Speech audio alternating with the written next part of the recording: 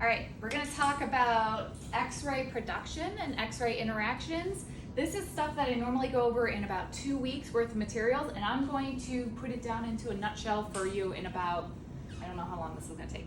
Hopefully like less than 10 minutes, we'll see. So first off, in order for you to be able to have X-ray production, we have to have SCADE. Again, I have a video on this, check it out, source confinement, acceleration, deacceleration, energy conversion. This is how the electrons cross over the tube gap and actually slam into the tungsten anode to create X-ray. When we create X-ray, energy conversion, that is going to be Bremsterlung or characteristic radiation.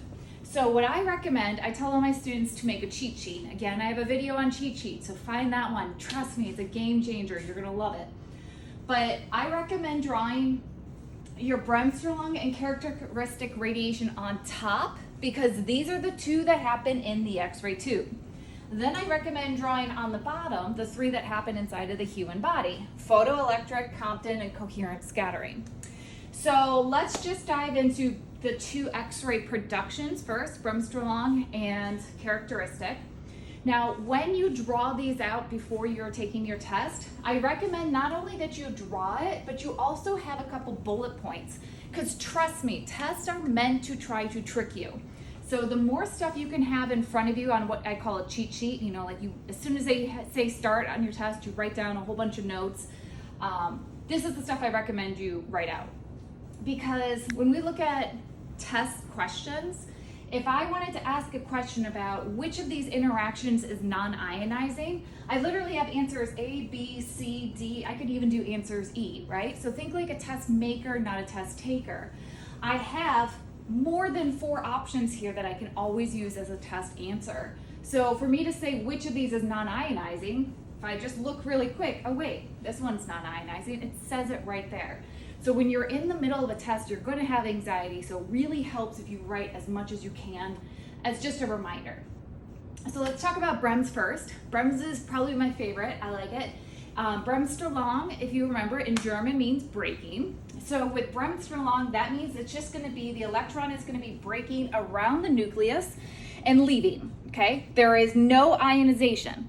So what I tell my students is you need to have your own definition of these words. If I were to say non-ionizing to you, what is your definition?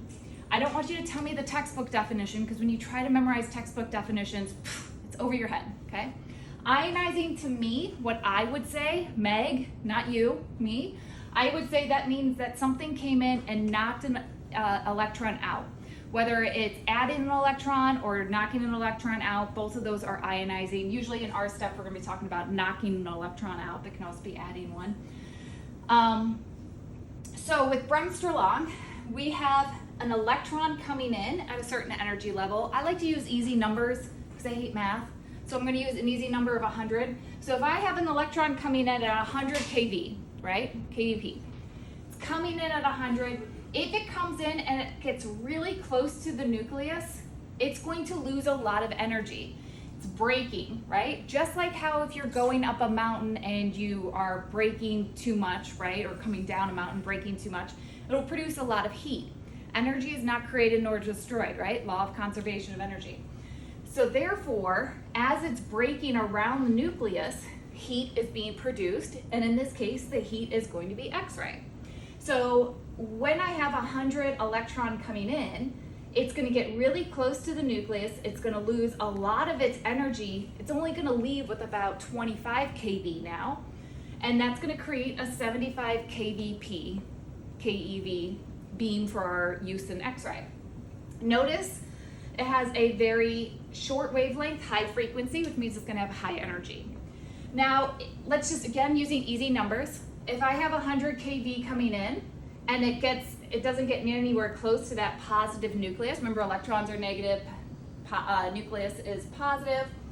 So if it doesn't get as close, it's not going to lose as much energy because it's not going to be braking as much to go all the way around. This is like a sharp U-ey. This is like a longer, slower braking around the whole thing. If I had 100 coming in, it's going to leave at, say, 70 keV. So that means that it's a much higher electron that is more likely to have more interactions inside of the anode. So we could have more than one interaction with these as they're leaving until they eventually disintegrate and they're nothing. So this one will probably continue on and have more X-rays being produced from it. But in the process, if we have lost about 30 keV, that is what's going to be our X-ray. So a 30 keV X-ray is not very strong. Like, it's not going to really help us too much. It's probably going to end up adding more to patient dose than it will to our image. But this is how we get our heterogeneous beam. Our X-ray beam is all different energy levels, right? So if I say I have 100 kVp, that means I have 100, 99, 98, 97, 96, all the way down to, I don't know where the stopping point is, like 40 keV or something like that. So what that means is that my 100 kVp is going to have, it's like the super fast pitch, right? It's going to be super fast, super strong. It's going to very likely go all the way through the patient and hit it to the image receptor. A 40 keV or a 30 keV, that's like a granny pitch, right? And I'm talking about those X-ray photons as like balls. This kVp is like the strength of those balls. So 30 kVp, barely going to have enough strength. It's probably going to hit the patient and then get absorbed, right? So we have to worry about these because this is adding patient dose, but not adding to our image receptor, right? So Bremsterlung, you should immediately think breaking. This makes up 80 to 100% of our beam. Now, the percentages vary everywhere. Every book is different. I don't care about that. As long as you have the general idea, you should be okay. I doubt the registry would say 80, 75, 70, and 90. They're not going to be that cruel. They'll ask you 80%, 100%, 60%, 40%, something like that. So Bremsterlung is responsible for 100% of our X-ray as long as we are below 70 kVp, because that's when characteristic starts. So when I do my hand X-ray at 55 or 60 kVp, I have 100% Bremsterlung radiation occurring, okay? 100% of my X-rays being produced is being produced through this breaking system, basically. Also worth noting, when you're drawing all of this stuff, electrons are a straight line, photons are a wavy line. The wavy line obviously relates to how much energy it has. So short, high frequency means more energy. Long wavelength is going to have low energy, okay? We want high energy all the time because that means it's going to be more likely to go all the way through the patient.